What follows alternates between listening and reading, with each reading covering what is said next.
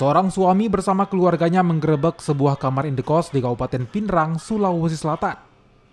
Di dalam kamar tersebut, sang suami menemukan istrinya sedang bersama pria lain yang diduga merupakan anggota kepolisian.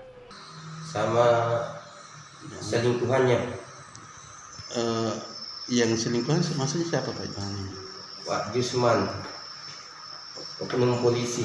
Oh, dia memang sudah lama ini Pak? Sudah lama, sudah 2 kali. Sudah kali. Isinya lari Pak? Dia keluar, dia tidak pakai baju, cuma pakai sarung-sarung saja.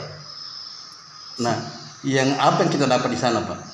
Yang saya dapat di situ, saya ketemui baju dengan sepatu polisi di dalam kardus, cuma saya tidak foto. Kejadian perselingkuhan ini pun dilaporkan sang suami ke Propam Polres Pinrang. Sementara itu, Kapolres Pinrang mengaku oknum polisi tersebut kini menjalani pemeriksaan di Propam. Jika terbukti bersalah, bajunya polisi yang diduga kedapatan berselingkuh dengan motornya istri juga orang akan diberikan sanksi tegas. Sudin Samsudin, Kompas TV, Pinrang, Sulawesi Selatan.